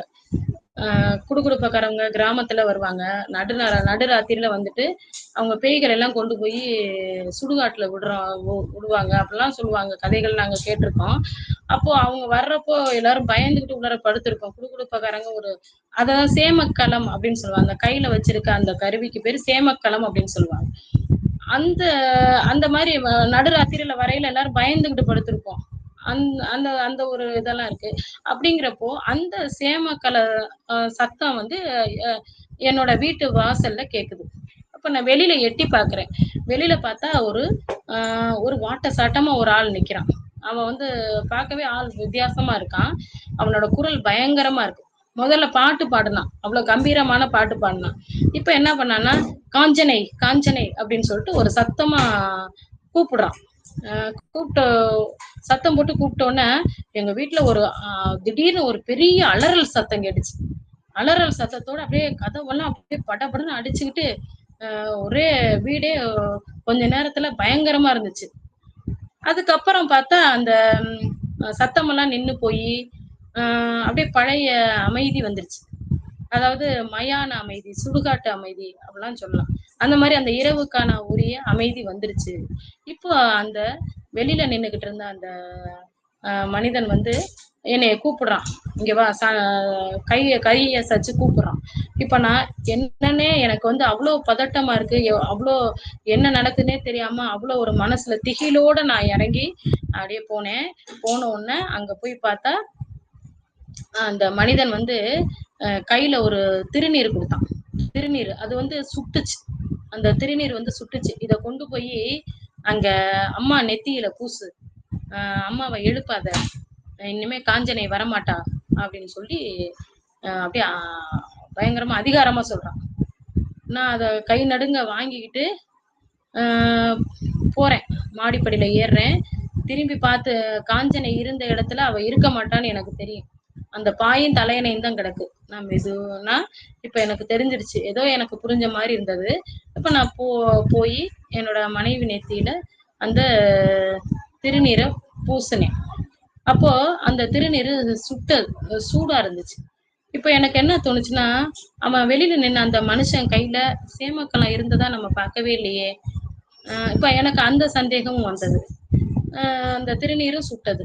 இப்ப இந்த மாதிரி இவ்ளோ நிகழ்வுகள் நடந்துருச்சு. 3 நாள் ஆயிடுச்சு. 3 நாளைக்கு அப்புறம் எப்பவும் போல காலையில எந்திரிச்சு நான் பேப்பர் படிச்சுட்டு உட்காந்துருக்கேன். என்னோட மனைவி வந்து காஃபி இந்தாங்க ஆறப்போகுது அப்படின்னு சொல்லிட்டு என்ன சொல்றா அப்படின்னா, எப்பவுமே இந்த ஆம்பளைங்களே இப்படிதான் அப்படின்னு சொல்லி ஒரு நக்கலா சொல்லிட்டு அவ போறா. அப்புறம் நான் என்னத்த சொல்றது அப்படின்னு சொல்லி எழுத்தாளர் இந்த சிறுகதைய முடிக்கிறாரு. இந்த சிறுகதை வந்து இன்னும் வந்து நல்லா கொஞ்சம் குழந்தைங்களுக்கு ஏத்த மாதிரி கொஞ்சம் நல்ல ஒரு ஏற்ற இறக்கத்தோட முகபாவனையோட இன்னும் நல்லா அழகா சொல்லலாம். அப்படி ஒரு அழகான ஒரு சிறுகதை இந்த காஞ்சனை சிறுகதை. ரொம்ப பிடித்தமான சிறுகதை. மற்றபடி இந்த சிறுகதையில வந்து இடையில வாக்கியங்கள் வந்து நிறைய ஐயா சொல்லியிருக்காங்க. அந்த வாக்கியங்கள்லாம் பார்த்தீங்கன்னா, ஒரு வித்தியாசமா அதாவது அவருக்கே உரிய பாணியில அவர் கொஞ்சம் நக்கலா அழகா சொல்லியிருப்பாங்க. அதையெல்லாம் கதைக்கு வந்து இப்ப விமர்சனம் சொல்றவங்க ஐயா எல்லாரும் சொல்லுவாங்க. இந்த மிகப்பெரிய வாய்ப்பு அளித்தமைக்கு நான் உறுப்பினரா உள்ள தமிழ்நாடு கலை இலக்கிய பெருமன்ற தலைமை ஆளுநர், தலைவர், பொருளாளர், செயலாளர் ஐயா அவர்களுக்கு, மருத்துவர் ஐயா அவர்களுக்கும், இந்த வாய்ப்பு தந்த பேராசிரியர் ஐயா அவர்களுக்கும் அனைவருக்கும் எனது சிரம் தாழ்ந்த நன்றிகளை தெரிவித்துக் கொள்கிறேன். மிக்க நன்றி.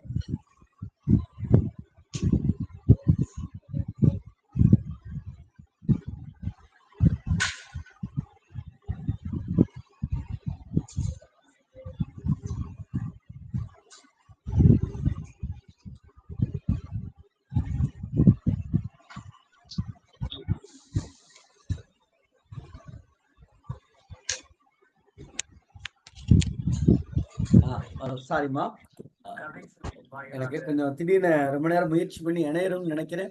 உள்ளுக்கு வரவே முடியல. ஆன் பண்றேன், ஆன் ஆகல. பொறுத்தருங்க. மிக்க மகிழ்ச்சி. உங்களுடைய கதை இணையம் தான் உங்களுக்கு இடர்பாடு தந்தாலும் மன தைரியத்தோட எப்பொழுதும் போல நீங்க தைரியமானவங்கன்னு தெரியும். ஏன்னா கலந்து கொள்கிற எல்லா நிகழ்வுகளில் உங்களுடைய ஆளுமை நன்றாகவே தெரியும். அந்த அடிப்படையில் உங்களுக்கு நெஞ்சம் நிறைந்த வாழ்த்துக்களையும் பாராட்டுகளையும் தமிழ்நாடு பதிவு செய்கிறது. வழக்கம் போல் பின்னூட்டத்தை தொடங்கி வைக்கிற நம்முடைய தோழர் சிவசுப்ரமணியன் தோழர் அவர்கள் பின்னூட்டத்தை தொடங்கி வைக்கிறோம். அன்பான தோழர்கள் அனைவருக்கும் வணக்கம். இன்னைக்கு புதுமைப்பித்தனின் காஞ்சனை கதையை அருமையாக சொன்ன பாண்டிச்செல்வம் என்ற சங்கீதா டீச்சர், அவங்க புதுக்கோட்டை சிறுகதை பயிலரங்கத்திலிருந்து அறிமுகமானாங்க. ரொம்ப அருமையா இனிமையாக பழகுவதற்கு உரியவர். ரொம்ப அருமையா கதையை சொன்னாங்க. முன்னுரை சொன்னதே ரொம்ப முத்தாய்ப்பாக இருந்தது. நல்ல தெளிந்த நீரோடை போல ரொம்ப அருமையா சொன்னாங்க. அவங்களுக்கு பாராட்டுகளும் வாழ்த்துக்களும். நன்றி. இந்த கதை நன்றி நன்றி மகிழ்ச்சி. இந்த கதையை படிச்சுட்டு தான் இப்போ காஞ்சனா அப்படின்னு ஒரு கதைய, இந்த காஞ்சனைங்கிற கதையை படிச்சுட்டு தான் காஞ்சனாங்கிற படத்தை எடுத்தாங்களோ என்னமோ. அதுலயும் இந்த பேய் இந்த மாதிரி தான் இது ஆகும். இதுல இந்த நக்கல் இது எழுத்தாளர்கள் வீட்டுல எல்லாம் நடக்கக்கூடியதுதான் போல இருக்கு. இந்த இது சொல்றாரு, உன்னுடைய சாப்பாடு மாதிரி தான் சாப்பாடு தான் என்னை தூங்க விடாம செய்யறது அப்படின்னு சொல்லுதாப்புல. அது என் சாப்பாடு ஒன்றும் குறைச்சதில்லை, உங்க எழுத்துக்களை விட குறைஞ்சதில்லை அப்படின்னு மனைவி சொல்லுது. இதை நான் ரெண்டு பேருக்கும் மாறி மாறி நக்கல் இதெல்லாம் இருக்கு. எள்ளல். இதுல மனதில் கலவரம் இருந்தால் தூக்கம் வராது. இவருக்கு என்ன கலவரமோ, ஆனா இருட்ட கட்டா பயம் இருக்கும். ஆனா இவர் இருட்டு தான் இவருக்கு பிடிச்சிருக்கு, ரொம்ப நிம்மதியா இருக்கு. இருட்டோடு இருட்டாய் பிறர் பார்வையில் படாமல் ரொம்ப நல்லா இருக்கு அப்படின்னு இவர் சொல்றாரு. இந்த இடத்துல இந்த பாரதிதாசனுடைய பாட்டு நான் நினைவு கூறுகிறது. இருட்டறையில் உள்ளதடா உலகம், சாதி இருக்கின்றது என்பானும் இருக்கின்றானே. சாதிங்கிறதுக்கு பதில் அந்த இடத்துல பேயின்னு போட்டாலும் கூட பொருத்தமா தான் இருக்கும். அரண்டவன் கண்ணுக்கு இருண்டதெல்லாம் பேய் அப்படிங்கிற மாதிரி இந்த பேய் கற்பனையா வந்தது மாதிரி தான் அதை ஒரு ஆள் வந்து பிடிச்சு விரட்டியது மாதிரி கதையை இது பண்ணியிருக்காப்புல. இல்ல புதுமைப்பித்தன் வந்து ஒரு வரி சொல்லுதாரு, இரவை பகல் விரட்டியது, இரவை பகல் விரட்டியது. பகல் ரொம்ப சீக்கிரமா போய் கடந்துருது, இருட்டு வந்துருது அப்படிங்கிறத சொல்லுதாரு. கண்ணதாசனுடைய பாட்டு ஒண்ணு நினைவுக்கு வரும், நதி எங்கே போகிறது அப்படின்னு. அதுல நாளெங்கே போகிறது இரவை தேடி, நாள் இரவை தேடி போகிறது அப்படிங்கிறது வரும். ரொம்ப அருமையா இருந்துச்சு. கருப்பு நாய் வெள்ளை நாயை ஆக்க முடியாது, நானா தென்னாலிராமன் நிரூபிச்சிட்டான். இந்த பிச்சைக்காரிய இந்த காஞ்சனை வந்து மனிதராக்கிட்டாப்புல. அது வந்து ரொம்ப ஒரு வித்தியாசமான பார்வை. இந்த மாதிரி பிச்சைக்காரிங்கெல்லாம் என்ன, அவங்களும் மனுஷங்க தான், இது வந்து கற்பனை தான், அவங்களும் மனுஷங்க தான். ஆனா ஒண்ணே ஒண்ணு, ஒரு பெண்ணு இன்னொரு பெண்ணை வீட்டுக்குள்ள அனுமதிக்க மாட்டாப்புல.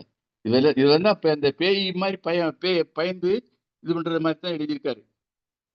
கடைசியில் அவன் வந்து கொடுக்குற விபூதி சுட்டது. மனைவி நெற்றியில் இவன் பூசியிருந்தான், ஆனா இவன் நெற்றிலையும் இவன் பூசியிருக்கணும். இவனுடைய கற்பனை தான், கதாசிரியனுடைய கற்பனை. இதுல கதாசிரியர் வந்து ரொம்ப இதாக சொல்றாப்புல, சரடு விட்டு பிழைக்கிறான் அப்படின்னு சொல்றாப்புல. ரொம்ப அப்படி யாரும் இது பண்ண மாட்டாங்க, அப்படி சொல்றாரு. ஆனா கடவுள் தர்மம் என்ற பல நாமங்களுடன் இருக்கிறாப்புல. படைப்பவன் இரண்டாவது பிரம்மா அப்படின்னு சொல்றாப்புல.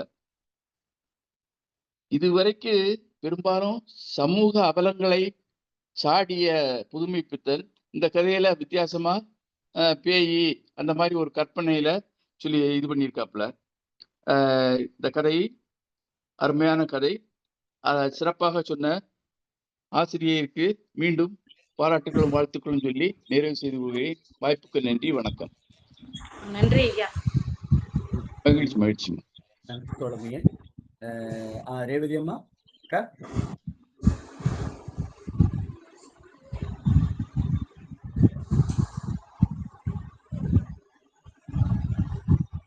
அக்கா கேட்கல, குரல் சரியா கேட்கலக்கா. அக்கா குரல் சரியா கேட்கல. வீடியோமே நீங்க சரியா வைக்கல, உங்க முகத்துக்கு நேரம் சரியா வீடியோ வைக்கல. பேசுங்க.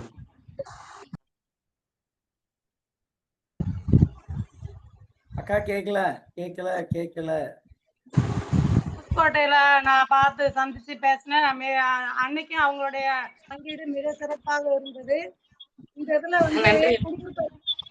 நிஜமா அப்படிங்கிறது எனக்கு வரும். சின்னத்துல இருக்கும்போது குடும்பக்கார ஆள் பயப்படுவோம். பெரிய ஆளாக அவரும் பிழைப்புக்காக தான் அப்படி வராங்க அப்படிங்கிற ஒரு தைரியம் வந்துருச்சு. ஆனா அவர் அமானுஷ்யம் இருந்தது, அந்த திருநீர் வச்சாங்க அப்படிங்கிறதெல்லாம் அந்த கதையை படிக்கும்போது அப்ப அவருமே பேய நம்புறாரா அப்படிங்கிற ஒரு கதை எனக்கு வருது. அப்புறம் பாத்தீங்க போயிட்டு வந்து 500 வருடங்களுக்கு முந்தைய கதைய இவர் எழுத்தாளர் படித்த கதையவே அந்த வந்த பெண்ணு சொல்றா அப்படிங்கிற போது அவராலே அதை நம்ப முடியல, பயப்படாம இருக்க முடியல. பலவிதமான சிந்தனைகளை தரக்கூடிய கதையாக இருக்கிறது. அதனுடைய முடிவை நம்ம வாசகர்களுக்கே தந்துடுறாங்க. கதையை சொல்லிய பாண்டிச்செல்வன் என்ற பண்டிதாவுக்கு என்னுடைய வாழ்த்துக்களை தெரிவித்துக் கொள்கிறேன். அமைப்பிற்கு நன்றி, வணக்கம். நன்றிம்மா. நன்றி தோழமையே. பொண்ணு ஏழுமலை தோழர் வாங்க, நீங்க தான் இந்த கதைக்கு பொருத்தமான ஒரு பின்னோட்டம் சொல்றதுக்கு வாங்க. அதாவது இந்த கதையில பேய் இதெல்லாம் கதையை நகர்த்துவதில் எழுதுவதில் ஒரு ஆசிரியருக்கு ஒரு நோக்கம் இருக்கணும். ஒன்று, இருக்கின்ற விஷயங்களை, மக்களால் ரசிக்கப்படுகின்ற விஷயங்களை எழுத்துக்கள் வடிவாக்கி அதை ஒரு கதையாக்கி பிழைப்பு நடத்துவது என்பது ஒரு வகை. இன்னொரு வகை, அதே விஷயத்தை எடுத்துக்கொண்டு ஆனால் அதில் பின்னால் உள்ள உளவியலை ஒரு ஆசிரியன் ஏதோ ஒரு கதாபாத்திரத்தின் வழியாக வெளிப்படுத்தணும். அதுதான் சிறப்பானதாக இருக்கும். இதில் புதுமை பித்தன் நிச்சயமாக பிழைப்புவாதி கிடையாது. அதனால அவர் இதில் என்ன இந்த கதையின் மூலமாக என்ன கருத்தை வெளிப்படுத்துகிறார் அப்படின்றது கொஞ்சம் சொன்னால் நல்லா இருக்கும்.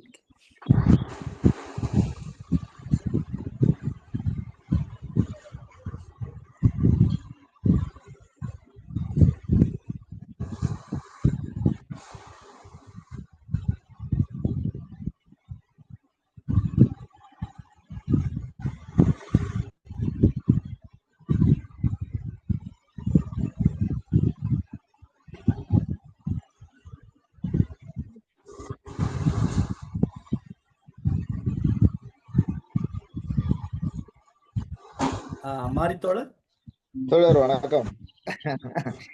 இந்த கதை பேசலாங்களா? பேசுங்க பேசுங்க. வணக்கம்.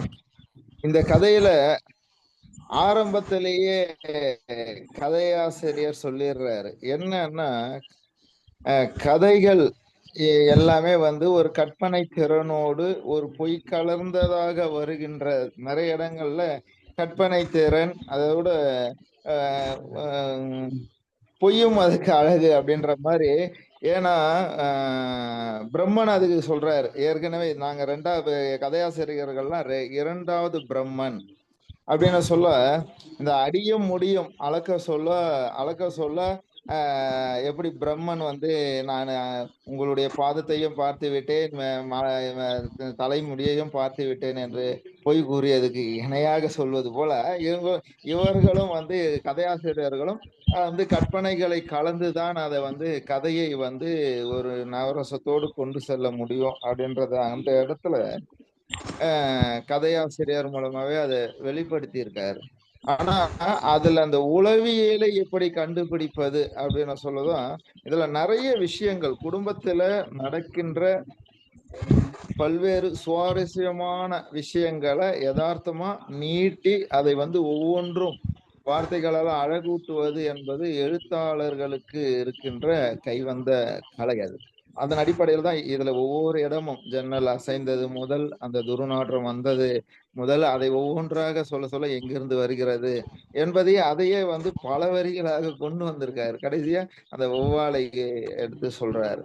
ஒருவேளை எலி செத்து போயிருக்குமோ, இப்படி எல்லாம் கதைகளை நகர்த்தி கொண்டு போகின்ற விதம்.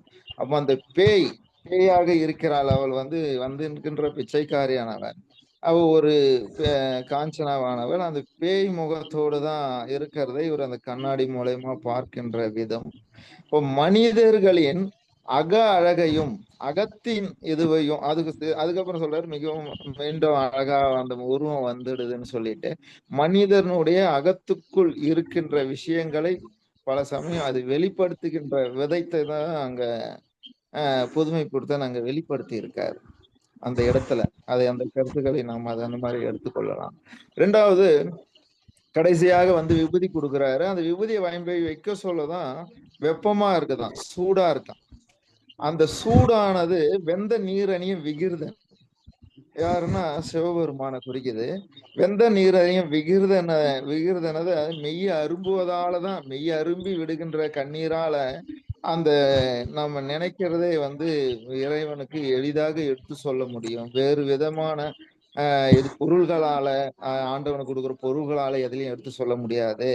அப்படிதான் சிந்தனை செய்ய மனம் அமைத்தேன் அந்த இது உள்ள வரும். செப்ப நான் அமைத்தேன், வந்தனை செய்ய தலை அமைத்தேன், கை தொழ அமைத்தேன், வந்தனை செய்ய அன்பு அமைத்தேன், மெய் அரும்ப வைத்தேன், வெந்த வெந்நீரணி ஈசற்கு இவையான் விதித்தனவே. அந்த மாதிரியான வெந்த வெந்நீரணி சுடுகாட்டு சாம்பலை எடுத்து பூசிக்கொள்கின்றவன் அவனுக்கு இதுதான் விதித்த இதுன்னு சொல்லக்கூடிய இதுல அந்த விபூதியானது சுடுதவுடன் சுடுகிறது. அப்போ வந்தது யார்? அப்ப சிவபெருமானே வந்திருக்காரா?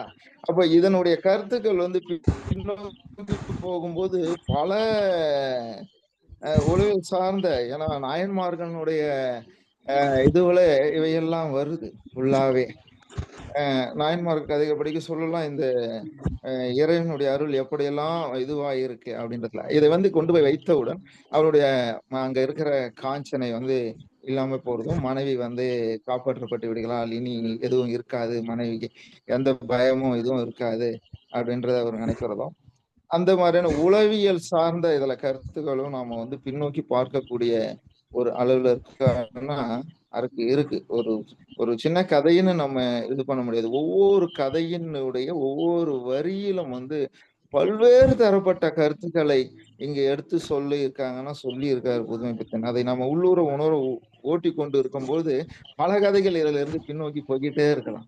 அப்படிப்பட்ட வரிகள் தான் ஒவ்வொரு எழுத்தாளருடைய வரிகள் இருக்கிறது. அந்த வகையில பார்க்கும்போது இவருடைய கதைகளுக்கு பின்னாலும் பல்வேறு உளவியல் சார்ந்த விஷயங்கள் இந்த பேய் சம்பந்தமா சொல்லி இருக்காரு இல்லையா, அதுவும் அந்த ஆன்மாவுக்கு இறப்பே கிடையாது என்பதை அங்க நாம அதை எடுத்துக்கொள்ளணும். ஆன்மாவானது ஆசைகளோடு மாயும் பொழுது பிறகு உண்டு என்பதும் சில இடங்கள்ல நம்ம பார்த்திருக்கோம், அதை கேள்விப்பட்டிருக்கோம் இருக்கும். அதுல படைச்சிருக்கிற அந்த நாயன்மார்கள் இதுல கூட சிலதெல்லாம் அந்த ஆன்மாக்களை பற்றிய செய்திகளும் கொண்டு இருக்கிறது. ஆக பேய் என்பதை விட ஆன்மா என்று அதை எடுத்துக்கொள்ளலாம், ஆன்மாக்கள் என்று எடுத்துக்கொள்ளலாம். அவைகளுடைய சாந்தம் என்பதும் அதனுடைய விஸ்தரிப்பு என்பதும் இருண்டவனுக்கு இருண்டதெல்லாம் பேய்ன்ற மாதிரியான இதுவும் இருக்கு. அந்த மன தைரியம் இருக்கும்போது அவையெல்லாம் ஒன்றும் இல்லை என்பதை சுட்டும் விதமாகவும் இந்த கதைகள் இந்த கதையை நாம எடுத்துக்கொண்டு போகலாம். இப்படி பல விஷயங்களை பல செய்திகளை இது கதைக்குள்ள இருக்கு. அதையும் அம்மையார் மிக சிறப்பாக சொல்லியிருக்காங்க. ரொம்ப அருமையாக கதை சொல்லியவர்களை அவர்களையும் பாராட்டுகளையும் வாழ்த்துக்களையும் நன்றிகளையும் தெரிவித்துக் கொள்கிறேன். வாய்ப்புக்கு நன்றி கொடுத்ததுக்கு நன்றி. பேராசிரியரே ஒரு நிமிஷம். பேராசிரியரே நன்றி. ஒரு நிமிஷம்.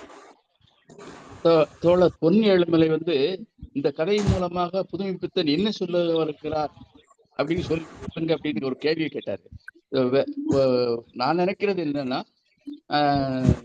முதலே புதுமைப்பித்தன் சொல்லிடுறார், கதாசிரியர் சரடு விட்டு பிழைக்கிறார். சரடு விட்டு இந்த கதை வந்து சரடு விடுறது. பேய்ங்கிறது புதுமைப்பித்தன் நம்ப மாட்டாரு, சரடு விடவும் மாட்டாரு. ஏதோ ஒரு எழுத்தாளர்கள் இப்படி இருக்காங்க அப்படிங்கிறதையும் கோடிட்டு காட்டுதாரோ அப்படின்னு நினைக்கிறேன், சுட்டி காட்டுறாருன்னு நினைக்கிறேன். அதாவது சரடு விட்டு பிழைக்கிறார்கள், கதாசிரியர்கள் சரடு விட்டு பிழைக்கிறார்கள் சொல்லிட்டார் முதல்ல. இந்த கதையும் சரடு விடுறது, பேய்ங்கிறத சரடு விடுறது. அவ்வளவுதான். நன்றி. நன்றி தோழமையே. ஏழுமலை தோழருமே சொல்லிட்டு இருக்கும்போது கட்டான மாதிரி எனக்கு ஒரு ஃபீல், முழுமையா சொல்லலையோன்னு ஒரு ஃபீல் இருந்தது. இல்லை நான் சுருக்கமா பதில் கேட்டுட்டு சொல்லலான்ட்டு இப்போ அவர் தெளிவாக சொல்லிட்டாரு. அவர் சிவசுப்ரமணியா சரியா சொல்லிட்டாரு. அதாவது எந்த ஒரு கதையிலும், அதாவது கதை பின்னல்கள் என்பது அனைத்தும் உண்மைகளுடைய குவியலாக இருக்க வேண்டும் என்ற அவசியம் இல்லை. கற்பனை சேர்ந்திருக்கலாம், நடைமுறையில் உள்ளவைகளாக இருக்கலாம், சில நம்பிக்கைகளாக இருக்கலாம், அதில் உண்மை இல்லாமல் கூட இருக்கலாம். ஆனால் இவைகளையெல்லாம் ஒரு பூமாலையாக தொடுப்பது போல தொடுத்து விட்டு ஆங்காங்கே வந்து ஒரு கதாசிரியன் தன்னுடைய கருத்தை ஏதோ ஒரு பாத்திரத்தின் வழியாக வந்து வெளிப்படுத்துவாங்க. அது நிறைய அது மாதிரி உள்ளதுதான் அது கதை. இருக்கிறத அதன் போக்கிலேயே சொல்வது என்பது ஒரு புகைப்படம் எடுப்பது போல. புகைப்படம் எடுத்தால் அதில் இருக்கிறது அப்படியே வரும். ஆனால் ஒரு ஓவியம் தீட்டும் பொழுது அதில் அல்லவைகளை நீக்கி நல்லவைகளை சேர்க்கணும். அதுதான் வந்து ஒரு படைப்பாளினுடைய பொறுப்பு. அப்படி இருக்கும் பொழுது என்னன்னு புரியல எனக்கு. ஏன்னா நான் பாதியில் தான் சேர்ந்தேன். இதில் அவர் தோழர் சொன்ன மாதிரி இதில் அவர் வந்து சரடு விடுவதுன்ற அந்த ஒரு கதாபாத்திரத்தின் வழியாக அதை வந்து பேய் இதெல்லாம் ஒன்றுமே இல்லை, அது சரடு தான் அப்படின்றத சொல்லியிருக்கிறார். இது புரியுது. அதை சரியான பதிலாக ஏற்றுக்கொள்கிறேன். நன்றி, வணக்கம். நன்றி தோழமையே. கணேஷ் சாத்தூர் தோழர். தோழர்கள் அனைவருக்கும் வணக்கம். ஒவ்வொரு கதையாக இருந்தாலும் சரி, திரைப்படமாக இருந்தாலும் சரி, ஒரு கிளைமேக்ஸ் காட்சி என்று வரும். அந்த கிளைமேக்ஸ் காட்சி வந்து எப்போ வரும்னா கடைசியில தான் வரும். ஆனா இந்த கதையை பொறுத்த மட்டில் முதல் பாராவிலேயே எல்லாத்தையுமே கொடுத்து விட்டார். இந்த கதை வந்து எப்படி நகலப் போகிறது வந்து அதை ஐயா சிவசுப்ரமணியர் சொன்ன மாதிரி இது வந்து கற்பனை கலந்த ஒரு பொய்யை சொல்லக்கூடிய ஒரு தன்மை. அந்த பொய்யை சொல்லக்கூடிய தன்மை வந்து உளவியல் சிந்தனையோடு அது இவருக்காக இருக்கட்டும் அல்லது மனைவிக்காக இருக்கட்டும் இல்ல ஒரு கதையை பின்னி பிணைந்து இந்த கதையை சொல்லியிருக்காங்க. அதை வந்து நம்ம அந்த முதல் பாராவை நம்ம படிச்சு பார்த்தோம்னா எல்லோரையும் போலத்தான் நானும், என்னுடைய தொழில் எல்லோரையும் போலதான் நான் கதை எழுதுகிறேன். அதாவது சரடு விட்டு அதை சகிக்கும் பத்திரிகை ஸ்தாபனங்களிலிருந்து பிழைக்கிறவன் என்னுடையது அங்கீகரிக்கக்கூடிய பொய். அதாவது கடவுள் தர்மம் என்று பல நாம ரூபங்களுடன் உலக மெஜாரிட்டியின் அங்கீகாரத்தை பெறுவது, இதற்குத்தான் சிருஷ்டி கற்பனாலோக சஞ்சாரம் என்றெல்லாம் சொல்லுவார்கள்.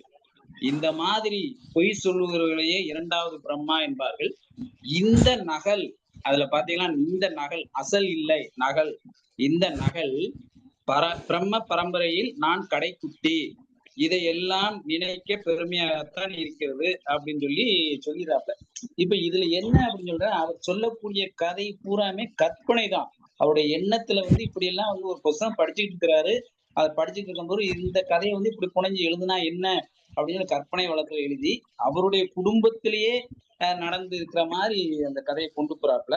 இந்த கதையில ஒரு இடத்துல வந்து மனைவி வந்து காப்பியை வச்சுட்டு நீங்க பேப்பரை படிச்சுக்கிட்டே இருக்கீங்களே இப்ப ஆறி போச்சு அப்படின்னு சொல்லி சகாதர்மினி வந்து கோச்சுக்கிட்டாங்கன்னு சொல்றாங்க.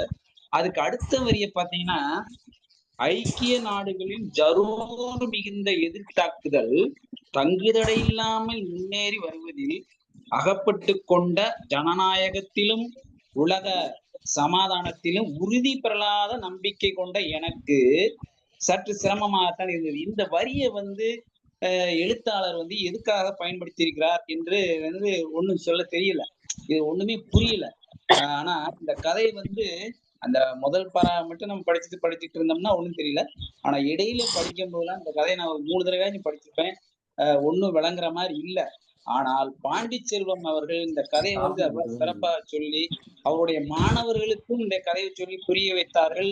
அந்த கதையை கேட்டு மாணவர்களுமே வந்து எனக்கு கதை சொல்லுங்க அப்படின்னு சொல்ற மாதிரி சொல்லியிருக்காங்கன்னா, எந்த அளவுக்கு அந்த கதையை வந்து இவர் வந்து சிருஷ்டிச்சு கற்பனையோட சொல்லியிருப்பாருன்னு எனக்கு கொஞ்சம் ஒரு நல்ல சந்தோஷமான செய்தியா தான் இருக்கு.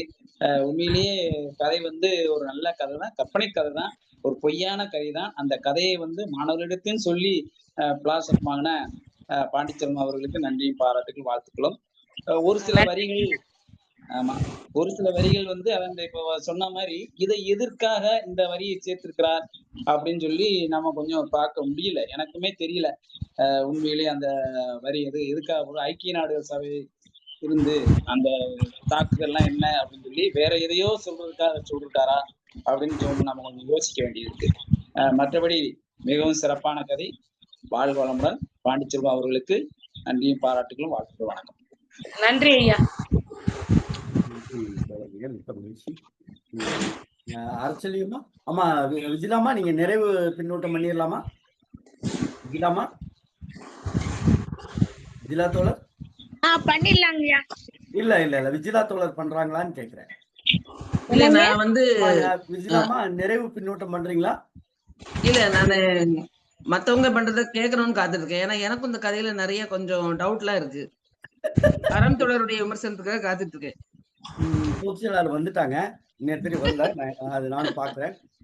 பொதுச்செயலாளர் மருத்துவரையா நிறைவு பின்னூட்டம் நீங்க இன்னைக்கு பண்ணலாமா? வாய்ப்பு இருக்கா? இல்ல இப்படி பயணத்துல இருக்கலாம்னு தெரியல. நான் வந்து ஹைதராபாத்ல இருக்கேயா. நன்றி நன்றி. இடையிடையே விட்டு விட்டுதான் வருது. நான் இந்த காஞ்சனை பத்தி பிறகு டீட்டெயிலா பேசுவோம். நன்றி. விஜிலாமா, நீங்க பண்றீங்களா? இல்ல நான் பண்ணல. நான் வந்து மத்தவங்க விமர்சனத்துக்காக தான் நீ காத்துட்டு இருந்தேன் நானு. நன்றி. அப்படின்னா அரசியல்மா நீங்க நிறைவு பின்னூட்டம் பண்ணுங்க. அம்மா பாண்டிச்செல்வம் அம்மா, நிறைவா நீங்க எதுவும் சொல்ல விரும்புறீங்களா?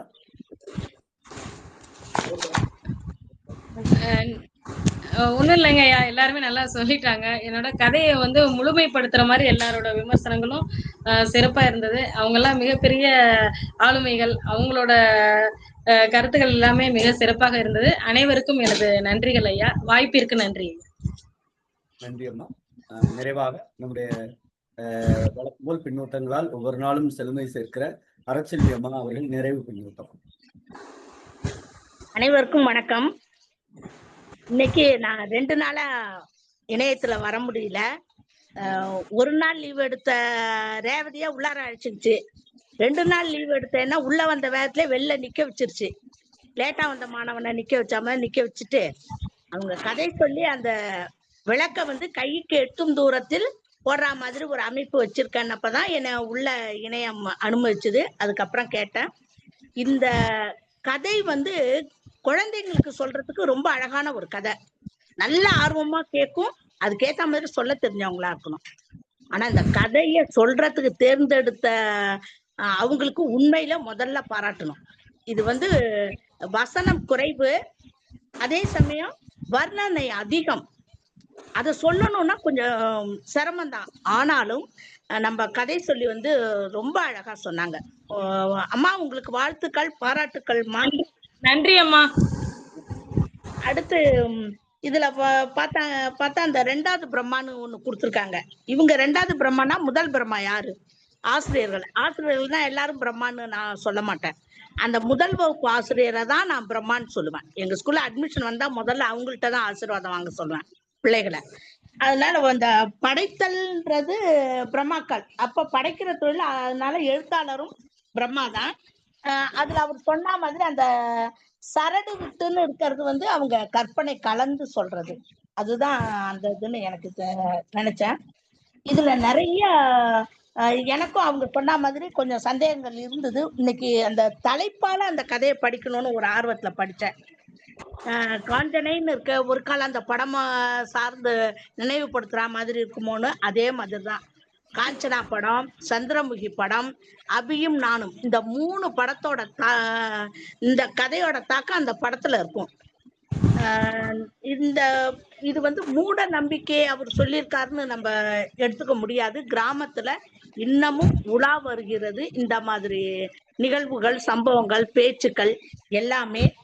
அவரு நம்ம சாத்துரையா சொன்ன மாதிரி இந்த ஐக்கிய நாடுகளின் ஜரூர் மிகுந்த எதிர்த்தாக்குதல்கள் அந்த வரிகள் எனக்கும் ஒரு வரலாற்று இதை இங்க கொண்டு வந்து வச்சிருக்கிறது எதனாலன்னு புரியல. ஒரு கால் 2வது தடவை நான் படிச்சேன்னா புரிஞ்சிருக்கணும் என்னவோ தெரியல.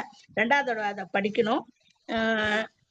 உனக்கு என்ன பைத்தியமா எங்கேயோ கடந்த பிச்சைக்காரரை கொண்டாந்து அதேதான் அந்த அபியும் நானும் படத்துல பிரகாஷ் ராஜ் சொல்லுவாரு, அந்த பொண்ணு ஒரு பிச்சைக்காரனை கொண்டு வந்துரும் வீட்டுக்கு. அடுத்து பாத்தீங்கன்னா நல்ல வர்ணனைகள், அந்த ஜன்னல் சாத்துறது, நிலா வெளிச்சம், அந்த இருட்டு, அத மோகினி பேய்ன்னு சொல்லுவாங்க. அந்த இதெல்லாம் கால் தரையில படுதா என்னன்னு, இதெல்லாம் ஒரு சின்ன சின்ன விஷயங்கள்ல கூட கதாசிரியர் கவனம் செலுத்தி ரொம்ப அழகா சொல்லியிருக்காங்க. அந்த கோர உருவம் பல்லை திறந்து அந்த வெறியில் சிரித்து கொண்டிருந்த கண்ணாடியில தீய சக்திகளோட உண்மையான உருவம் தெரியும்னு நான் கேள்விப்பட்டிருக்கேன். அது உண்மையா பொய்யான்னு தெரியாது. அதே மாதிரிதான் இந்த கண்ணாடியில அந்த காஞ்சனை கோர முகத்தோட இந்த இவருக்கு தெரியறது இதுல குறிப்பிட்டிருக்காங்க. பெண்களோட இயல்பு என்னவோ அந்த இயல்பான கதாபாத்திரமா தான் இதுல அவரோட மனைவி இத எழுதியிருக்காங்க. கடைசியா பாத்தீங்கன்னா கொண்டாந்து அந்த விபூதி பூசறதுல முடிச்சிடுறாரு கதைய. எல்லா பேய்கள் கதையிலும் கடைசியா ஒரு தீர்வு வச்சிருவாங்க. அது ஏதோ ஒரு தீர்வு, அது கோயிலுக்கு போற மாதிரியோ எலுமிச்சம்பழமோ இல்ல சூலாயுதமோ அதே மாதிரி ஏதோ ஒண்ணுங்கும் போது இங்க விபூதியை பூசுறாங்க. அப்புறம் சரியான மாதிரி இந்த கதையை முடிக்கிறாங்க. உண்மையிலே இத பொறுமையா படிச்சோம்னு வச்சுங்களேன், ரொம்ப ரசிச்சு அந்த இடத்துக்கே நம்ம போனோம்னா நமக்கே ஒரு பயம் உண்டாகும். அந்த அளவுக்கு இத ரொம்ப உணர்ந்து கதாசிரியர் எழுதியிருக்காரு. நல்ல கதை, பிள்ளைகளுக்கு சொல்றதுக்கு நல்ல கதை. இது கதை சொல்லிக்கு மீண்டும் வாழ்த்துக்கள், பாராட்டுக்கள். இந்த கதையை எடுத்து சொல்றதுன்றது ரொம்ப கஷ்டம். அவங்க எல்லாமே விடாம சொல்லிக்கிட்டே வந்தாங்க. எந்த இதையும் அவங்க ஒதுக்கல. அந்த வர்ணனைகள்லாம் ரொம்ப நல்லா சொன்னாங்க. அம்மாவுக்கு வாழ்த்துக்கள், பாராட்டுக்கள். நன்றி, வணக்கம்.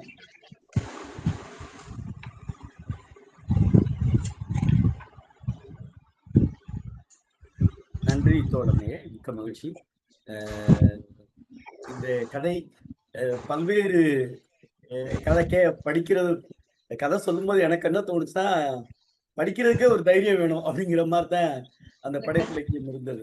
ஆமா, அப்படிதான் பாக்குறேன். ஒரு படைப்பு இலக்கியம் அப்படிதான். இந்த படைப்பு இலக்கியத்தை நான் ரொம்ப நான் என்னுடைய பார்வையில் ஒரே வரியில சொல்லணும்னு நினைச்சா, படைப்பாளன் அந்த கதையை படைக்கின்ற பொழுது அவனுடைய மனநிலை எப்படி இருந்திருக்கும், மிகப்பெரிய தைரியம். நீங்க எல்லா படைப்பாளிகளும் எதிர்மறை சிந்தனையை படைப்பதற்கு தயங்குகிற காலத்தில் எதிர்மறை சிந்தனையால் ஏற்படுகிற விளைவுகளை ஒரு மையப்பொருளாக எடுத்துக்கொண்டு படைப்பாளன் பயணிக்கின்ற பொழுது எல்லா புறச்சூழலையும் சொல்லி நிலைநிறுத்த வேண்டிய கடமை அவருக்கு இருக்கிறது. ரொம்ப புதுமை பித்தன் அழகா கையாண்டிருக்கார். நம்ம இது ஒரு காஞ்சனா கதை என்பது எதிர்மறை சிந்தனை கொண்ட கதையை எப்படி வாசகனிடம் மனதில் நிலைநிறுத்துவது. இப்ப ஒரு படம் இருக்கு அப்படின்னா பேக்ரவுண்ட் மியூசிக்ல பயமுறுத்துவாங்க, காட்சி புலத்துல பயன்படுத்துற காட்டிலும் பின்னணி இசையில பயமுறுத்துவாங்க. ஆனால் இங்க பின்னணி இசை எதுவும் கிடையாது. நம்ம வாசிக்க போகும்போது அந்த சூழலை, அந்த அம்மா சொன்ன மாதிரி அந்த மனம், அந்த எதுல இருக்கக்கூடிய மனங்கள் எல்லாம் நம்மளை பயமுறுத்துங்கிற ஒரு சிந்தனை. கதை படிக்கும்போது கண்டிப்பா யாரும் தொடக்கத்துல இருந்து நிறைவா கடைசி வரையும் படிக்க முடியாது அப்படிங்கிறது எவ்வளவு பெரிய தைரியசாலியாக இருந்தாலும் அந்த கதை படிக்கும்போது சே வேண்டாம், எதுக்கு தேவையில்லாத அப்படின்னு மூடி வச்சுட்டு மீண்டும் மீண்டும் அடுத்தடுத்து தான் படிக்கிற சிந்தனையை தூண்டுகிற வகையில் படைப்பாளன் படைத்திருக்கிறார் என்றால் படைப்பாளனுடைய வெற்றி இங்கு நாம் பார்ப்போம். அதான் ரொம்ப முக்கியம். படைப்பு எல்லாரும் படைச்சிடலாம், யார் வேணாலும். இப்பெல்லாம் என்னது சார்ஜிபிட்டி வந்துருச்சு, என்ன சொன்னாலும் அது கதை எழுதி கொடுத்தா கதை எழுதி கொடுத்துரும், கவிதை எழுதினா கவிதை எழுதி கொடுத்துரும். அது என்னதான் பண்ணல, எல்லாம் பண்ணுது. ஆனால் இதை பண்ண முடியுமா? அதனால பண்ண முடியாது. ஏனென்று கேட்டால் படைப்பாளன் என்பவன் யார் என்று கேட்டால் மனங்களை ஆராய்ந்து மனங்களை பரப்புகிற மனம் வீசுகிற வகையில் படைத்தால் மட்டுமே அந்த படைப்பு காலம் கடந்து நிலைநிற்கும். இந்த பயம் என்கிற சொல் இந்த உலகத்தில் எல்லோரிடமும் இருக்கிறது. யார்கிட்டையும் இல்லைன்னு சொன்னா சொல்லிக்கலாம், நான்லாம் பயப்பட மாட்டேங்க அப்படின்னு சொன்னால் அது ஒரு மிகப்பெரிய பொய்யாகத்தான் நான் நினைக்கிறேன். எல்லாரும் சொல்லலாம் நான் பயப்பட மாட்டேன்னு சொல்றதே ஒரு பயம்.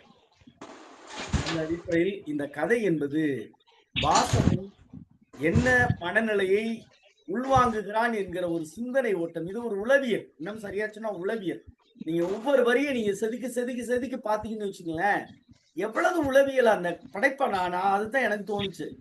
ஒவ்வொரு வரியும் எழுதுகின்ற பொழுது புதுமை பித்தனுடைய மனநிலை எவ்வாறு இருக்கும் என்கிற சிந்தனை தான் ஒரு ஆய்வினுடைய நோக்கில் நமக்கு பார்க்க தோன்றியது. அந்த வகையில் இந்த காஞ்சனா கதை என்பது யார் கதை எழுத தூண்டினாலும், அதுக்காண்டிதான் அம்மா சொன்னாங்க, பாண்டிச்செல்வம் அம்மா சங்கீதா அம்மா சொன்னாங்க, என்ன சொன்னாங்க, ஐயா ராமகிருஷ்ணன் ஐயா கதை 100 சிறந்த கதைகளை எடுக்கின்ற பொழுது ஏன் முதல் கதையை அவர் வைத்தார் என்றால், படைப்பிலக்கியம் சிறுகதை படைக்க விரும்புகிறவர்கள் இந்த கதையை படிக்க வேண்டும். ஏனென்று கேட்டால் ஒவ்வொரு வரியையும் எப்படி ஒரு படைப்பாளன் செதுக்க வேண்டுவதற்கான நுணுக்கங்கள் எங்க ஐயா பேராசிரியர் தேனப்பன் ஐயா முனைவர், என்னுடைய பேராசிரியர் கீழச்சோல்பட்டி, அவங்க ஐயா சொல்லுவாங்க, தம்பு கவிதை எழுதுறது சிறுகதை எழுதுறது பெருசு இல்ல தம்பி, அது நகாசு வேலை நான் பண்ணணும் தம்பி. ஏன்னா அந்த படிக்கிறவனை படிக்கிற அவர் வேற மாதிரி சொல்லுவார், அந்த படிக்கிற பயலை புடிச்சு நிப்பாட்டணும் அப்படிம்பார், படிக்கிற பயலை புடிச்சு நிப்பாட்டணும் என்பார். அந்த வேலையை சரியாக செய்திருக்கிறார். உண்மையிலே இந்த கதையை சொல்ல விரும்பிய சங்கீதாமாவுக்கு கலையிலக்கிய பெருமன்றம் வாழ்த்துகிறது. இந்த கதையை யாராவது வேண்டாம், அந்த கதை வேண்டாம், எவ்வளவோ கதை இருக்கு. இப்ப அப்படித்தானே இருக்கிறாங்க கதை எடுக்கிறவங்க எல்லாரும். என்னது பக்கத்தை பாக்குறாங்க, முதல்ல பக்கம் எண்ணிக்கை சின்ன கதையா இருக்கா, அடுத்து என்ன சொல்றதுக்கு ஈஸியா இருக்கா, மூணாவது நெகட்டிவா இல்லாம இருக்கா, அப்படிதான் பாக்குறாங்க. ஆனால் இந்த கதையை எடுத்த துணிச்சலுக்கு முதலில் கலையிலக்கிய பெருமன்றம் உங்களை பாராட்டுகிறது. கதை என்பது என்னது, இது சரடு கிடையாது, இது சங்கதி உள்ள கதை. ஏன்னா அவ்வளவு விஷயங்கள் இருக்கு. நான் பேச நினைச்சா நிறைய போயிருங்கிறக்காக நான் பேசக்கூடாது அப்படிங்கிறது. இந்த கதையை பற்றிய செய்திகள் நாம் தினமும் பேச வேண்டும்.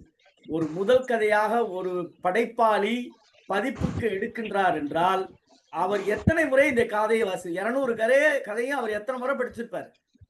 200 கதையும் படிச்சுட்டு இதாங்க கதை அப்படின்னு ஒரு படைப்பாளன், ஒரு வாசிப்பாளன், ஒரு இலக்கிய ஆளுமை நிர்ணயம் செய்கிறார் அப்படின்னால், இந்த கதை என்பது, மீண்டும் மீண்டும் சொல்லுகிறேன், கதை படிக்கிற நாம் அல்லது விமர்சனம் செய்கிற நாம் அல்லது படைப்பிலக்கியம் எழுத வேண்டும் நினைக்கிற நாம் இந்த கதையை நாம் படிக்க வேண்டும் என்று சொல்லி ஒவ்வொரு நாளும் தமிழ்நாடு கலை இலக்கிய பெருமன்றம் தோழர் ஜீவா அவர்களின் சிந்தனை கடவுள்.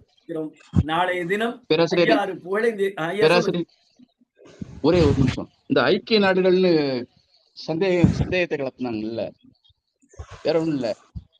ஐக்கிய நாடு, அதாவது மனைவி, ஒரு எழுத்தாளருடைய மனைவி காப்பி ஆறி போச்சு, நீங்க தினம் இப்படித்தான் ஆறி போன பிறகு காப்பியை குடிக்கீங்க அப்படின்னு தாக்குதல் செய்கிறார்.